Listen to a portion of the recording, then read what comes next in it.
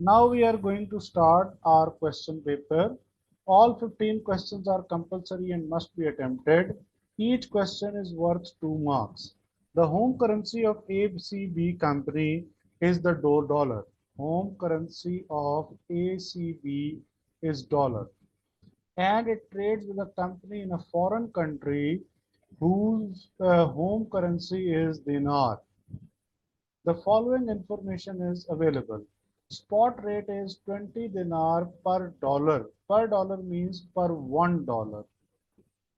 What is the 6 months forward rate? Now, what is the 6 months forward rate? How will you calculate this 6 months forward rate? Interest rate is 3% and 7%, and inflation rate is 2% and 5%. Now, which one of the currency is local currency? Home currency is dinar. And which one is foreign currency? Foreign currency is your foreign country. Country's name is not given here. What is the 6 month forward exchange rate? What is the 6 months forward exchange rate?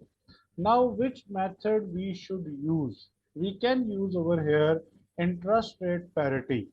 Our forward rate is equal to what? Forward rate is equal to spot rate. Spot rate is, sorry, 20 dinar, not the dollar. 20 dinar into 1 plus foreign interest rate. Now the foreign interest rate is 7%, but we are here calculating for the 6 months time. So 0.07. Now look at this. I opened a new bracket after this plus sign. Plus is out of this bracket into 6 by 12. Here I will apportion the interest rate on time basis divided by same 1 plus local interest rate, which is 3%, divided by 2 because we are calculating 6 monthly into 6 by 12. Now 20 into 1.035, it is 7%. Sorry, it is 0.03. It is 3%, 0.03. Now it will be 1.015 after division by 12 and multiply by 6. So you can calculate the forward rate 1.035 divided by 1.015 into 20. So 20.39 dinar per $1. Suppose if I use this inflation rate, then what would be the forward rate? Like forward rate, same formula is used. 20 dinars into 1 plus foreign inflation rate 0.05 into 6 by 12 divided by 1 plus 0.01 into 6 by 12. So if we solve 20 into 1.025 because 5% divided by 2, and it is, sorry, it is 2% divided by 1.01. So 1.025 divided by 1.01 into 20. It is 20.29.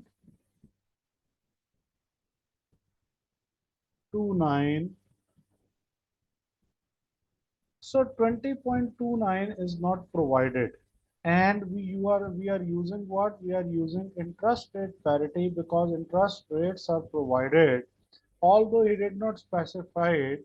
And it is also possible that someone can calculate like with the inflation rate, and 20.29 is considered as the nearest of 20.30. So it is expected that the examiner will, student will mark this as the correct option. But first rate is provided as the interest rate, and we should use this one.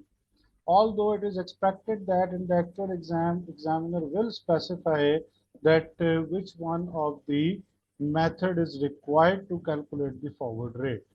Anyone, any question?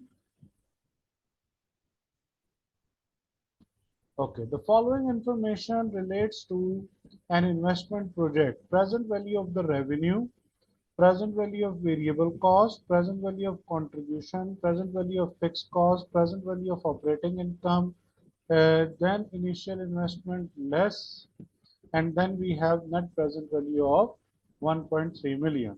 What is the sensitivity of the NPV of the investment project to a change in sales volume? Now sales volume is not provided. Then what to do? To calculate sensitivity analysis percentage, I read net present value, which is over here, divided by what? Divided by, now I cannot use the sales revenue because it is asking change in the sales volume. What will I use? I will use present value of contribution. So divided by present value of contribution multiplied by 100. So you can calculate sensitivity analysis. Sensitivity analysis tells us that what would be the effect on NPV, or when NPV will be zero due to change in, or due to percentage change in one variable. This one variable could be change in the sales volume, it could be change in the selling price, it could be change in the variable cost per unit, it could be change in fixed cost per period.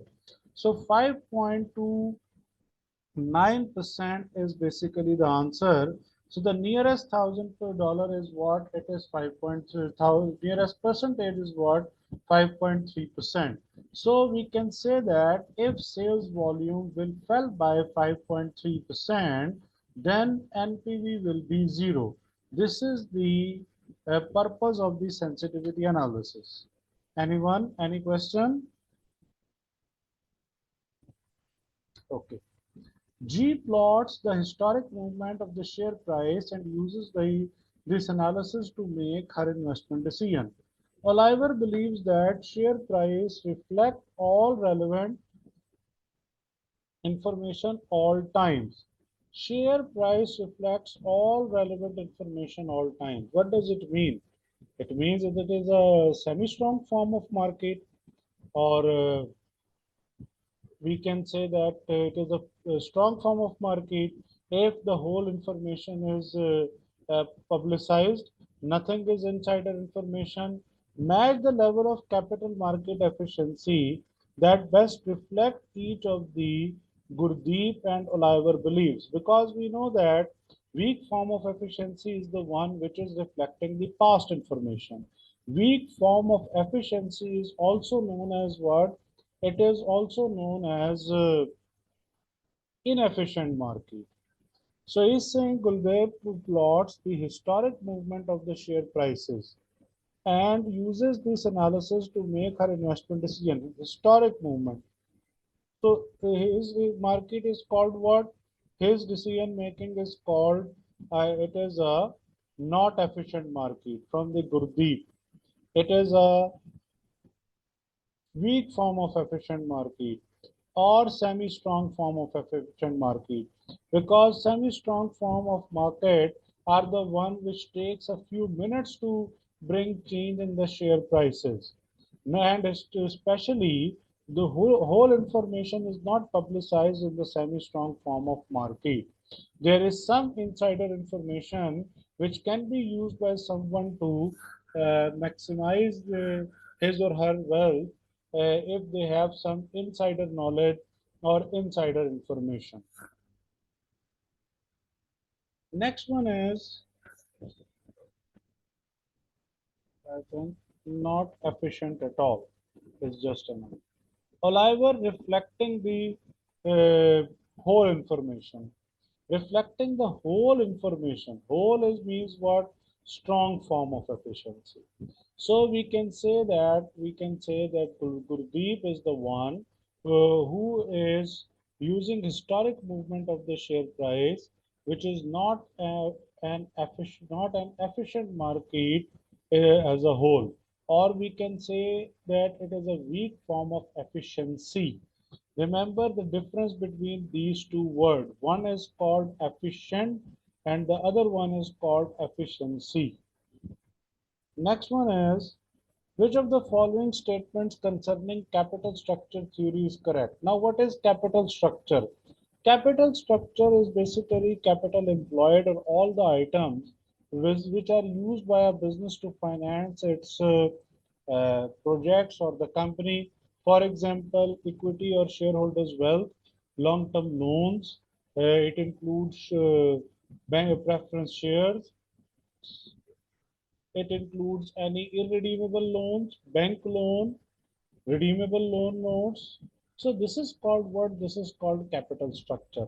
And capital structure is always valued at what?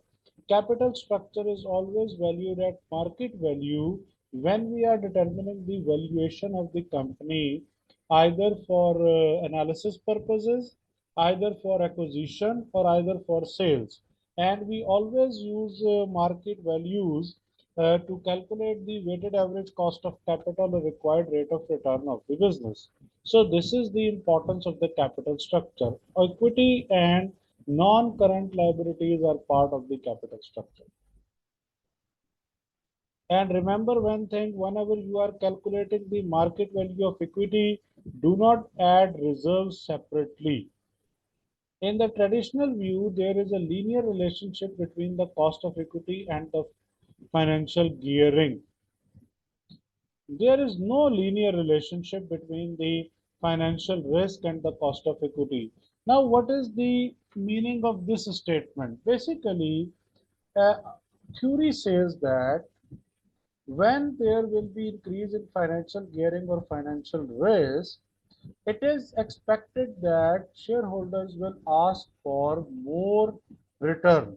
That is why there will be rise in the cost of equity. And linear relationship means what? If there will be increase in financial gearing by 20%, cost of equity will rise by 20%. But on the other hand, whenever there will be increase in financial gearing and there will be increase in interest rate, company will also take the benefit of tax on the interest cost. So if benefit on the interest cost is greater than the, or tax benefit on the interest rate is greater than the rise in cost of equity, then overall WACC will fall down. Or if increase in cost of equity is greater than the tax benefit on interest, then WACC will rise. Usually, whenever there will be increase in financial gearing or financial risk of the company, definitely cost of equity will rise and value weighted average cost of capital of the company will rise, which can reduce the market value of the company. But still, we cannot say that linear relationship that if debt is rising by 20%, our cost of equity will also rise by 20%. So this is not correct. MM said that in the absence of tax, cost of equity would remain constant. No, cost of equity would not remain constant. This is not correct. Pecking order theory indicates that preference shares are preferred to convertible debt as a source of finance. Pecking order theory basically says that whenever a company wants to raise funds, our company should follow a certain order. Company should do what? Company should use retained earnings as a source of finance, first of all, then borrow loan from the bank or for public, and then still you need funds, then issue shares or equity. So this is also not correct. Business risk is assumed to be constant as the capital structure changes. This is right. We assume that business risk will remain the same, either capital structure changes, because business risk is relevant with the nature of business. Whenever there will be change in the capital structure, remember this thing, there will be change in finance. financial risk, not the business risk. Business risk is something else. Don't forget this. Whenever there will be change in capital structure, it will affect the financial risk. Which of the following is least likely to increase shareholders' wealth? Weighted average cost of capital is decreased by a recent financing decision. Financing decision is what? Financing decision means either to increase equity or either to raise funds through loan.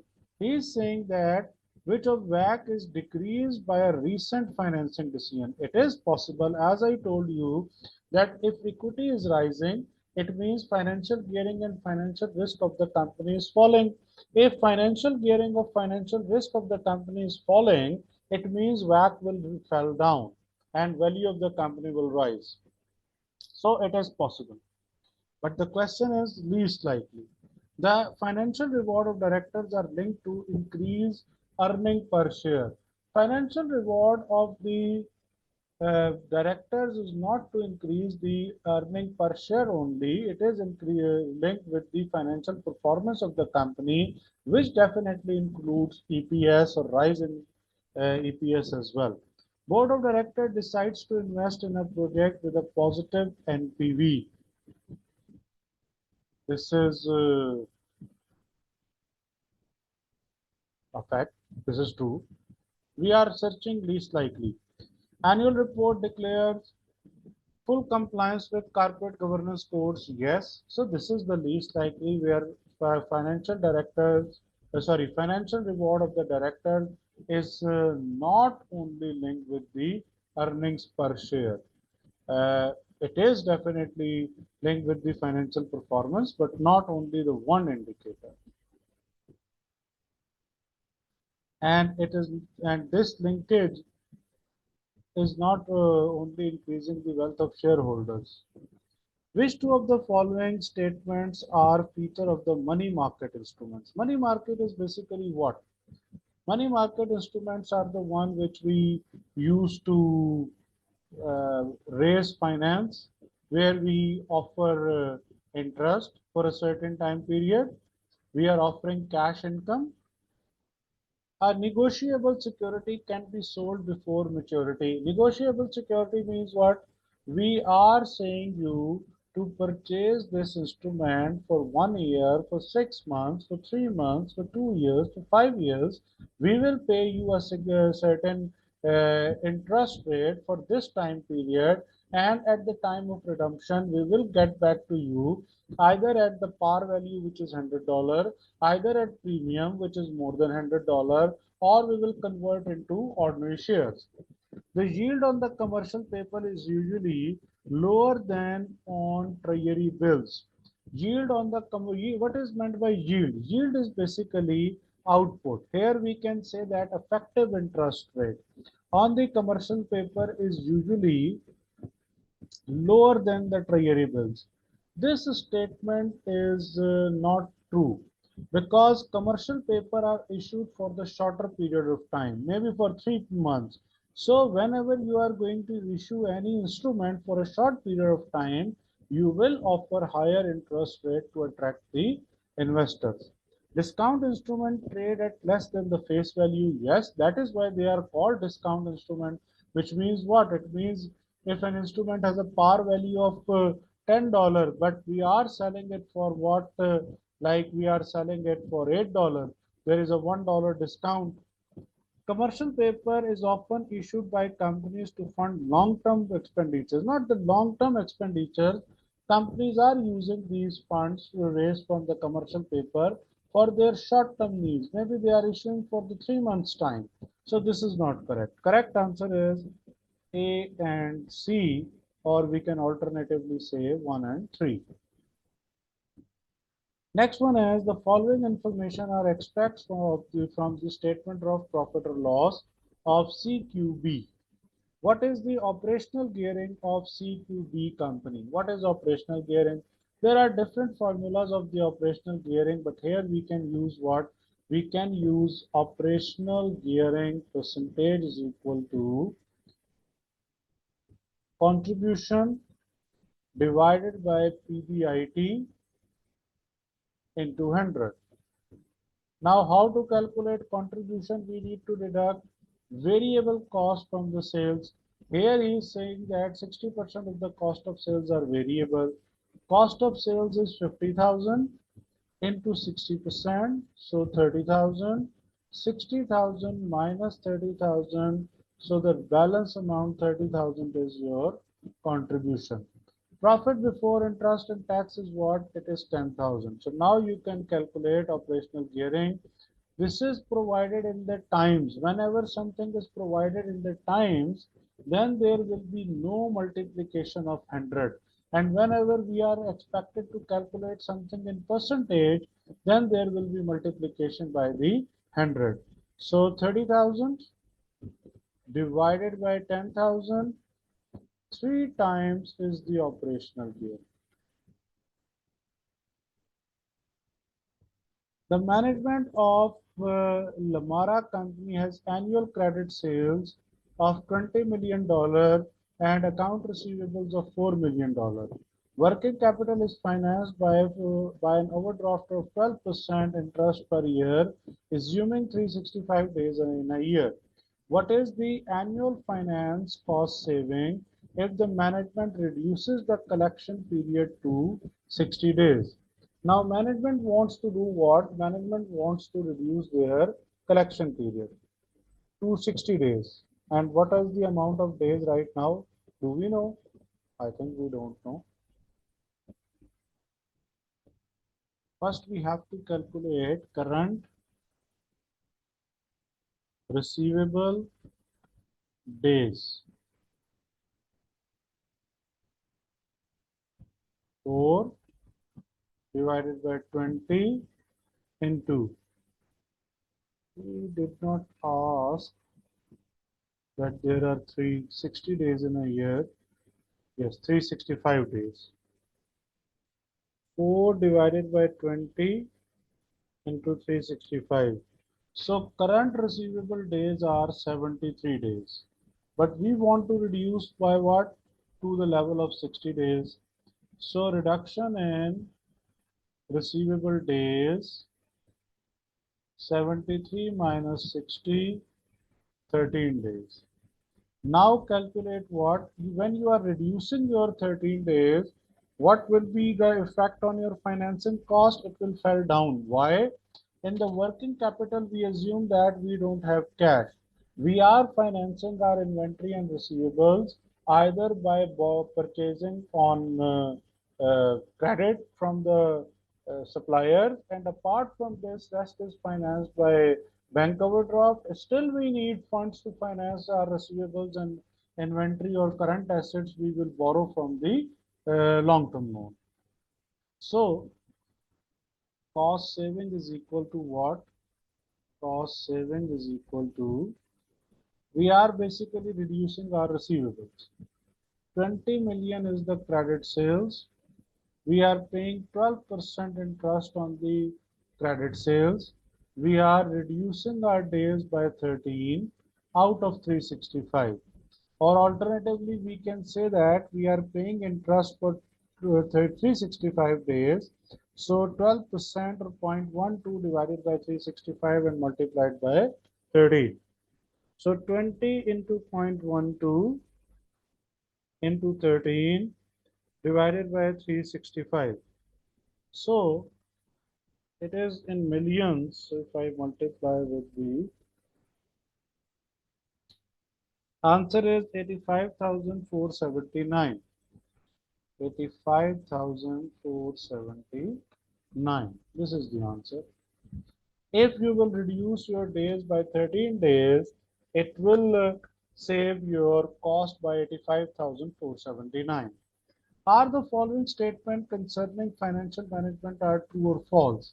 It is concerned with the investment decision, financing decision, dividend decision. Remember this. Never forget.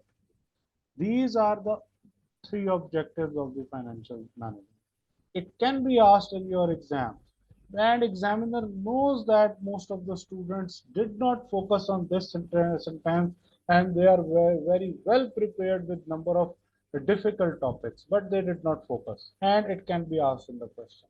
Such type of small questions which we never expect that examiner can ask, and he asks in the MCQs because he knows that we are always focusing on only on important areas as student and uh, honestly as tutor as well.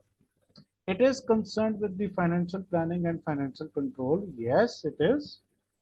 Its focus is financial planning and financial control. Financial planning is relevant with what?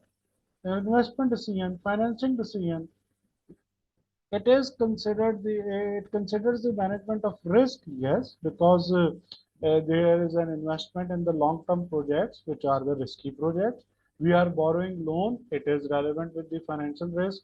We are involved in foreign purchasing and sales, it is currency risk.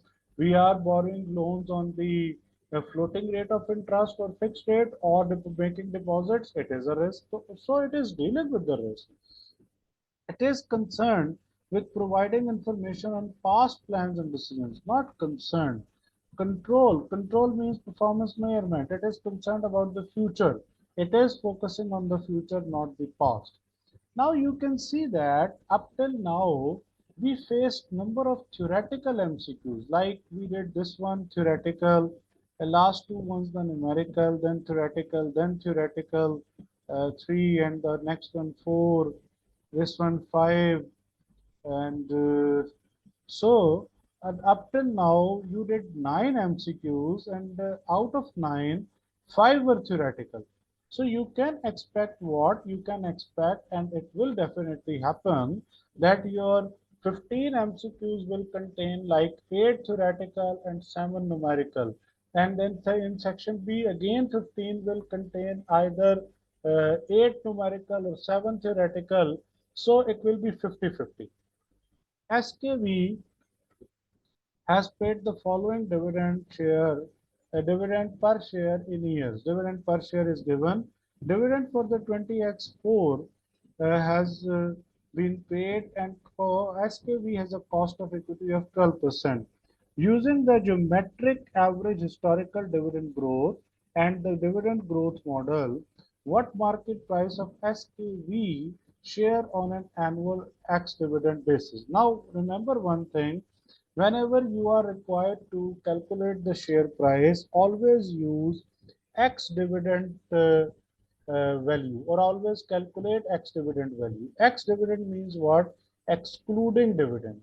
Similarly, if you are using or calculating something for the interest and you need interest value, always use excluding interest. Do not never use cum dividend. Cum dividend means cumulative dividend. Cum interest means cumulative interest.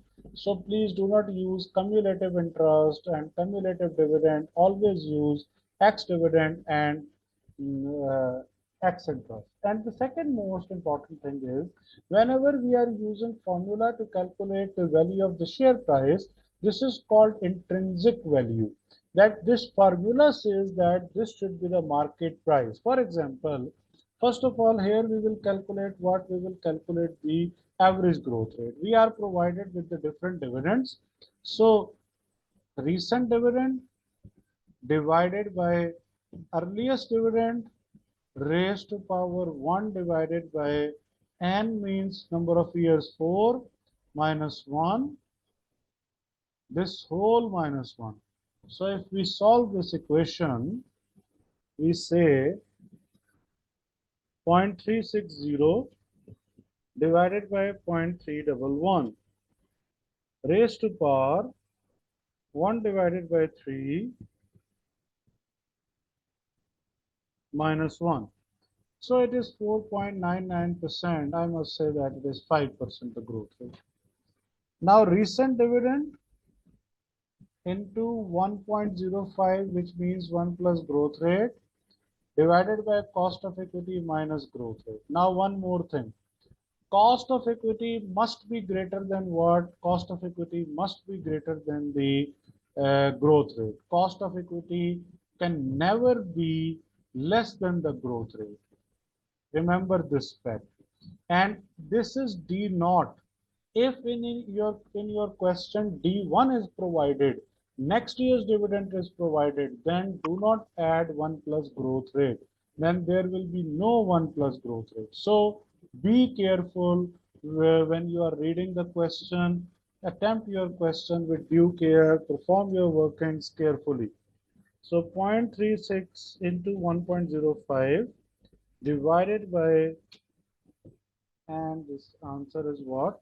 Answer is exactly 5.40. C is the right option.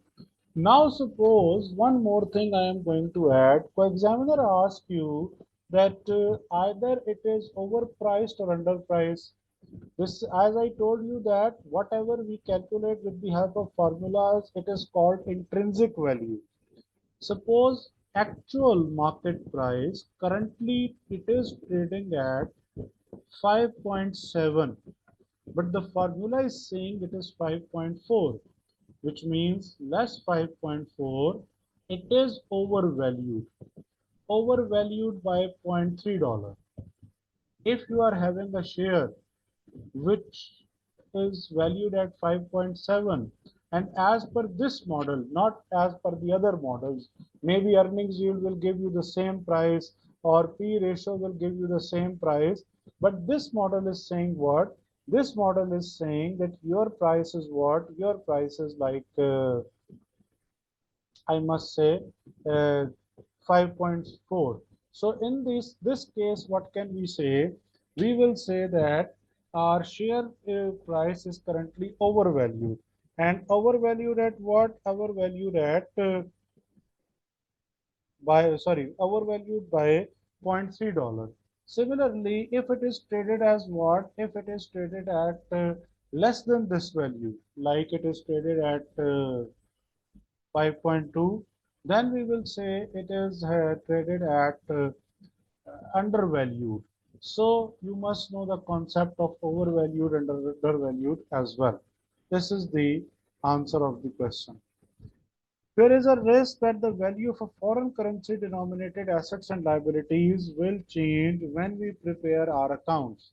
Whenever a subsidiary company usually prepare its accounts and convert their financial statements into the parent company financial statements, there is always a risk which is called translation risk. Economic risk arises because of the economic conditions between the two countries.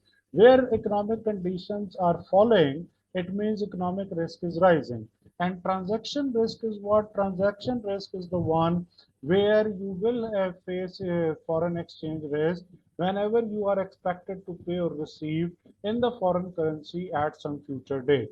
And interest rate risk is the one. Suppose you deposited today at fixed rate of interest, and it is expected in the future interest rate will rise, but now you are done with your transaction, so it means you are facing the risk of interest rate risk.